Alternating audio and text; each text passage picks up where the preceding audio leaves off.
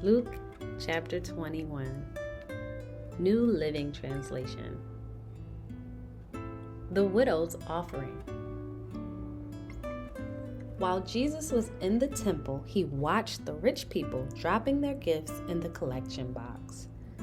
Then a poor widow came by and dropped in 2 small coins.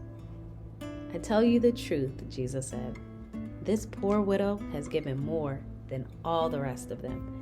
For they have given a tiny part of their surplus, but she, poor as she is, has given everything she has. Jesus speaks about the future. Some of his disciples began talking about the majestic stonework of the temple and the memorial decorations of the walls. But Jesus said, "The time is coming when all these things will be completely demolished. Not one stone will be left on top of another." "Teacher," they asked, "when will all this happen? What sign will show us that these things are about to take place?" He replied, "Don't let anyone mislead you, for many will come in my name claiming, 'I am the Messiah,' and saying, 'The time has come.' But don't believe them. And when you hear of wars and insurrections, don't panic. Yes, these things must take place first, but the end won't follow immediately."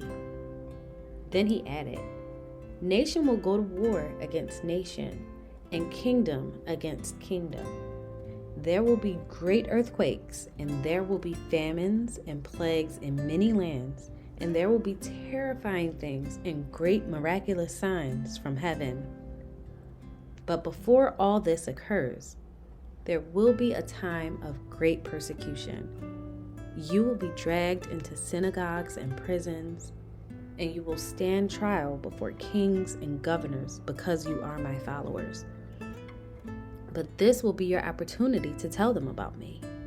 So don't worry in advance about how to answer the charges against you, for I will give you the right words and such wisdom that none of your opponents will be able to reply or refute you. Even those closest to you, your parents, brothers, relatives, and friends, will betray you. They will even kill some of you, and everyone will hate you because you are my followers. But not a hair of your head will perish. By standing firm, you will win your souls. And when you see Jerusalem surrounded by armies, then you will know that the time of its destruction has arrived. Then those in Judea must flee to the hills. Those in Jerusalem must get out, and those out in the country should not return to the city. For those will be days of God's vengeance, and the prophetic words of the scriptures will be fulfilled. How terrible it will be for pregnant women and for nursing mothers in those days. For there will be disaster in the land and great anger against this people. They will be killed by the sword or sent away as captives to all the nations of the world. And Jerusalem will be trampled down by the Gentiles until the period of the Gentiles comes to an end. And there will be strange signs in the sun, moon, and stars. And here on earth, the nations will be in turmoil, perplexed by the roaring seas and strange tides. People will be terrified at what they see coming upon the earth, for the powers in the heavens will be shaken. Then everyone will see the Son of Man coming on a cloud with power and great glory. So when all these things begin to happen, stand and look up, for your salvation is near." Then he gave them this illustration. Notice the fig tree or any other tree. When the leaves come out, you know without being told that summer is near. In the same way, when you see all these things taking place, you can know that the kingdom of God is near.